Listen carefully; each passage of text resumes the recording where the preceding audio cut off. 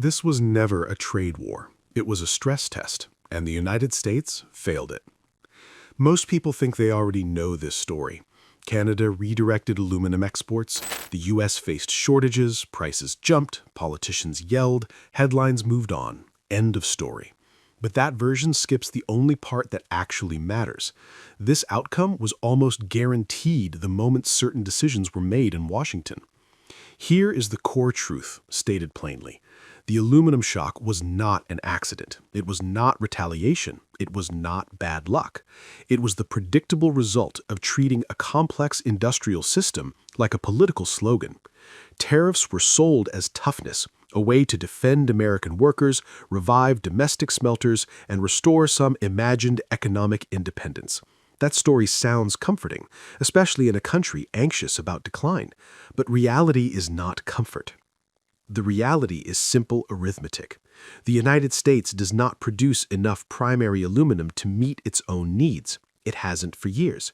Modern American manufacturing is structurally dependent on imported aluminum, and Canada has been the single most reliable, deeply integrated supplier in that system. When tariffs were imposed on Canadian aluminum, this was not pressure applied to a hostile rival. It was a shock delivered directly into the heart of America's own industrial ecosystem.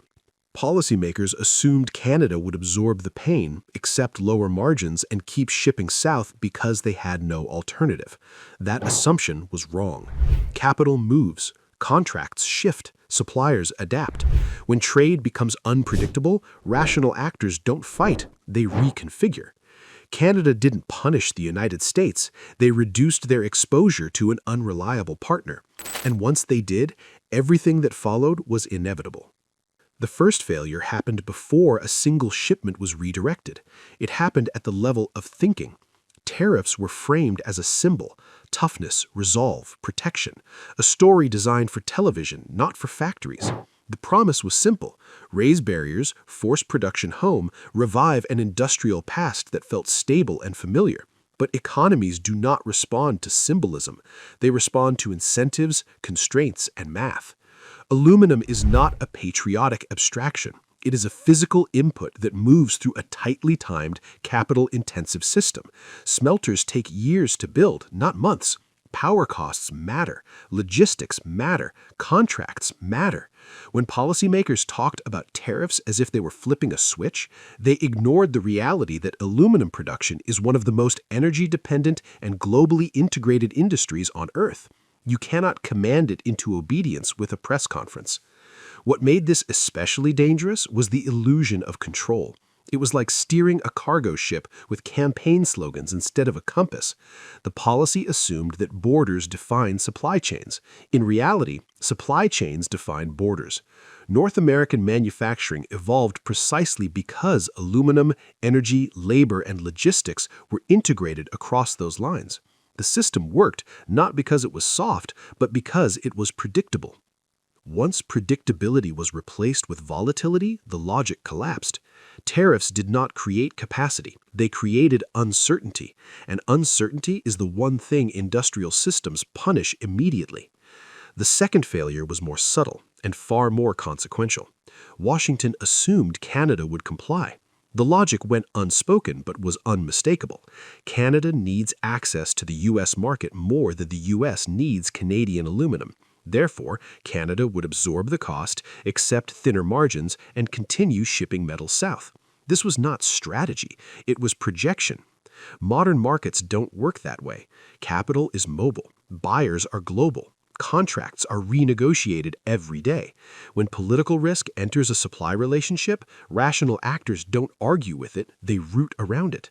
Markets behave less like soldiers following orders and more like water finding the lowest pressure point.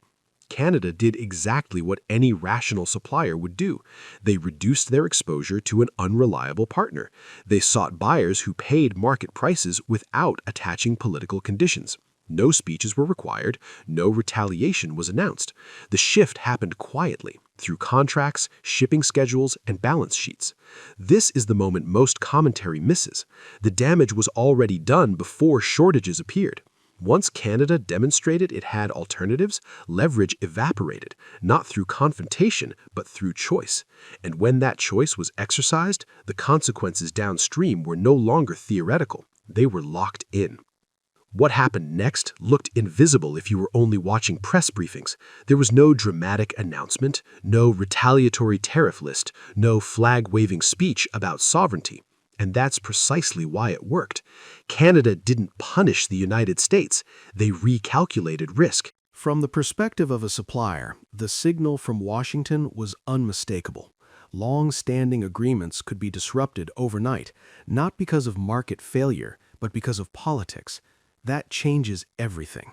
When rules become unstable, loyalty stops being an asset and starts becoming a liability. The rational response is not confrontation, it is diversification. Canadian producers began redirecting shipments toward buyers who offered two things the U.S. no longer did: price certainty and political predictability. European manufacturers, Asian buyers, partners who treated aluminum as an input, not a bargaining chip. These were not ideological choices, they were balance sheet decisions. This is where power quietly shifted. The United States assumed leverage meant control, but leverage only works if the other side lacks alternatives. Once alternatives exist, pressure loses its force. Canada didn't need to win an argument, they only needed another customer. By the time American officials noticed volumes tightening, the market had already moved on. Contracts had been signed, shipping lanes reassigned, relationships deepened elsewhere. What looked like a sudden shortage was actually the final symptom of a decision that had already been made upstream. The door didn't slam shut, it was simply no longer the main exit. This is where the story stops sounding abstract and starts touching real life. Aluminum is everywhere. Cars, airplanes, construction frames, appliances, food packaging, beverage cans. Modern manufacturing runs on tight schedules and thinner margins than most people realize. When a critical input becomes scarce or unpredictable, the system doesn't adapt gracefully, it seizes. As supply tightened, American manufacturers found themselves competing for a shrinking pool of metal. Prices didn't creep up, they jumped. Delivery timelines became unreliable. Just-in-time production, the efficiency backbone of modern industry, began to break down. This wasn't a theory, it was operational damage. Companies faced three options, none of them painless: cut labor, delay investment, raise prices. Most did all three. Expansion plans were shelved, hiring slowed or stopped. Costs were passed down the line quietly, invoice by invoice, until they surfaced at the checkout counter. This is how policy choices turn into household stress without ever making headlines. A car costs more, a refrigerator costs more, construction bids come in higher than expected. Even food packaging adds pennies that compound across millions of purchases. There is no single villain to point at, only a steady drip of higher costs that feel unavoidable and unexplained. And that is the most dangerous part. When consequences are dispersed, accountability disappears. What began as a gesture of strength ends up functioning as a machine for spreading insecurity, slowly, broadly, and almost invisibly. By the time consumers feel it clearly, the decisions that caused it are already history. Once the initial shock settled and headlines moved on, the most important phase began, the part almost no one talks about. This is where the real money moved. Tariffs didn't just raise prices on imported aluminum, they reset the entire market upward. Domestic producers, even those selling purely American aluminum, quickly adjusted their prices to sit just below the new tariff-inflated ceiling. They didn't do this out of disloyalty, they did it because markets reward it. When the government artificially lifts the floor, firms rationally raise the roof. This detail matters because it exposes the illusion at the heart of tariff politics. Tariffs are sold as a way to raise public revenue while encouraging domestic production. In practice, much of the extra money never reaches the Treasury. It becomes a windfall captured by a small number of upstream producers, not through innovation, not through efficiency, but through political intervention. And this group is remarkably small. A handful of smelters benefit from price protection, while tens of thousands of downstream firms absorb higher costs. Those downstream firms employ millions of workers. They stamp parts, assemble vehicles, fabricate structures, package food. When their input costs surge, pressure doesn't disappear, it flows downhill. Wages stagnate, overtime gets cut, investment freezes, prices rise. This is the classic imbalance of concentrated benefits and dispersed costs. The winners are organized, loud, and politically influential. The losers are fragmented and quiet. No one marches over a soda can costing a few cents more. A car costing hundreds more rarely gets traced back to trade policy. And that silence is precisely how this transfer survives. To justify all of this, one phrase kept getting recycled: national security. And it deserves scrutiny. Invoking security allows governments to bypass normal trade rules and democratic debate. But the idea that Canadian aluminum poses a security threat collapses the moment you examine it seriously. Canada is not an adversary. It is a deeply integrated ally. Defense production, military coordination, and strategic planning are intertwined across the border. Treating that relationship as a vulnerability rather than a strength doesn't make a country safer, it makes it brittle. While American manufacturers struggled with higher costs and unstable supply, competitors abroad were buying the same Canadian aluminum at stable global prices. That gave them an immediate cost advantage.